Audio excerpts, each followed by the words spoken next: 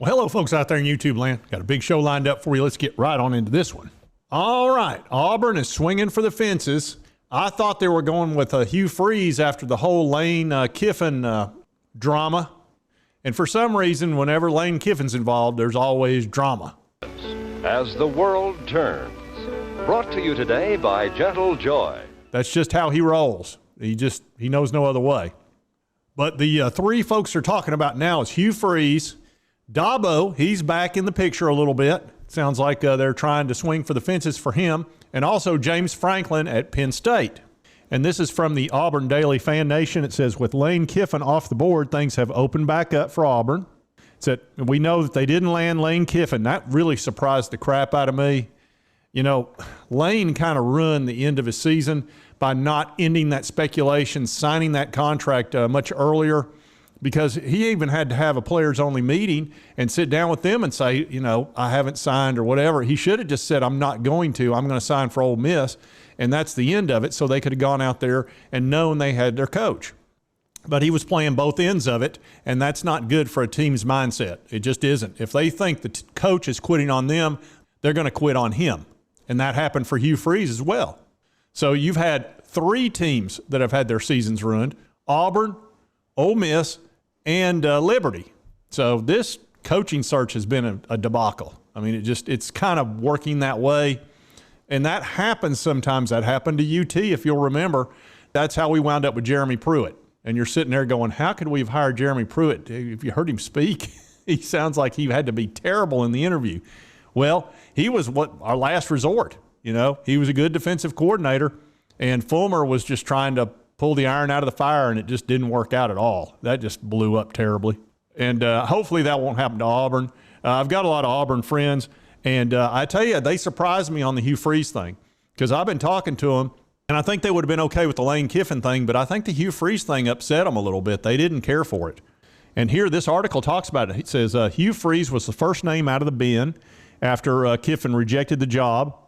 Said, but the proposition was met with immediate pushback from a section of Auburn's online fan base. Says Freeze is still a candidate for the opening, but things have definitely cooled off in his corner following the fan comments on social media yesterday. So obviously the folks that I know were very consistent with what was happening in Auburn. They must have just said, no, we do not want this guy. And I remember the Vols going through that issue with the coach that's at Rutgers now. And they flipped out on him. He was in an offensive coordinator or defensive coordinator at Ohio State. And the Vols just flipped out on him. Greg Schiano. I almost couldn't remember his name. Greg Schiano, man, that was a whole to-do, that whole deal. And ESPN got involved and all the national writers, and they started giving Vols crap. I mean, they were real nasty about it too, how we could dare not hire him and all this stuff. Look, if the Auburn fan base does not want Hugh Freeze, that's their prerogative. You know, if they don't want him, they shouldn't get him. That's just, I think he'd be a good hire as far as wins and losses.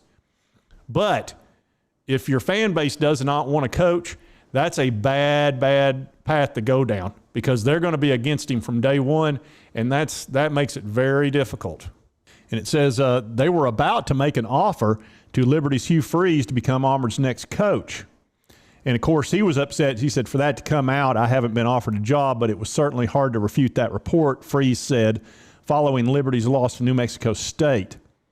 And that really put him in a bad spot, but, it is what it is. And he lost his last 3 games to inferior opponents.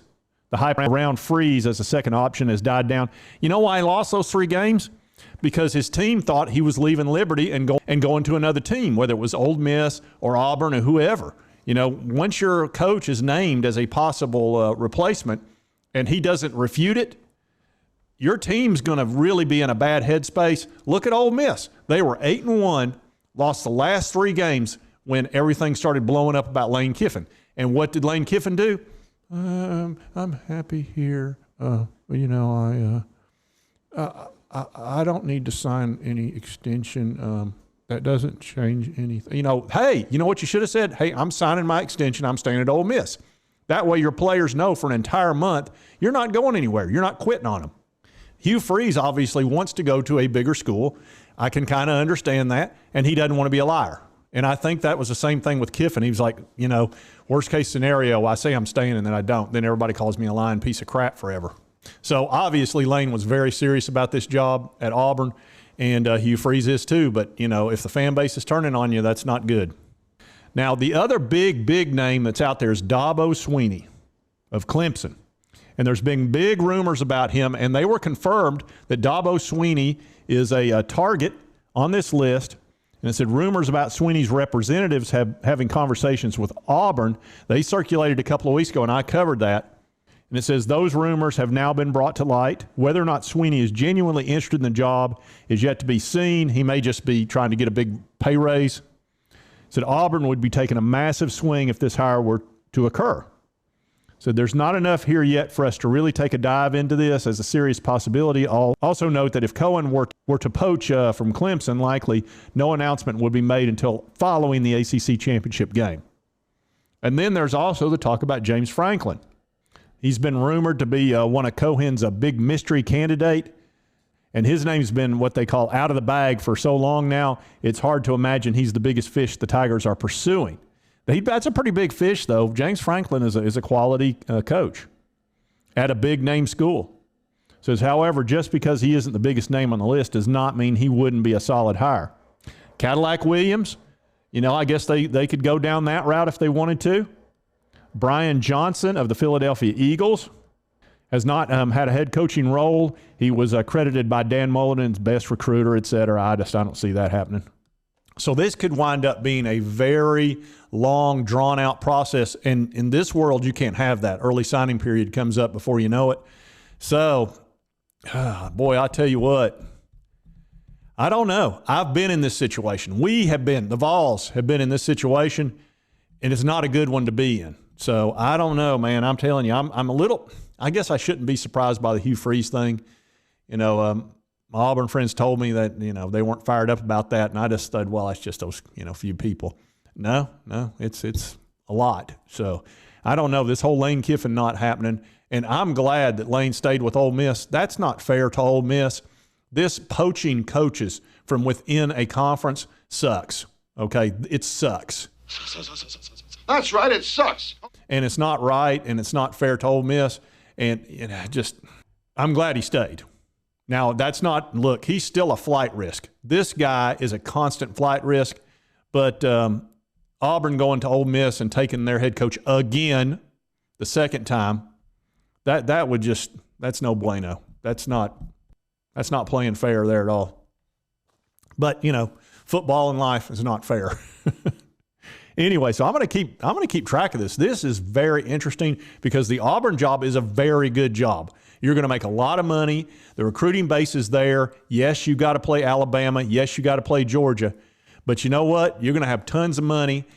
And, yeah, you'll be under incredible pressure because Auburn expects to beat Alabama half the time. Nobody beats Alabama half the time. They just don't. So we'll see what happens. But this is becoming one of the most interesting stories in college football, without question. And if you like this content, be sure to hit that like button. Lets me know to continue to cover the SEC and, of course, the Vols. That's my team. And if you haven't subscribed, hit that subscribe button. I'd appreciate it. And we'll see you next time on Sports Talk Jay.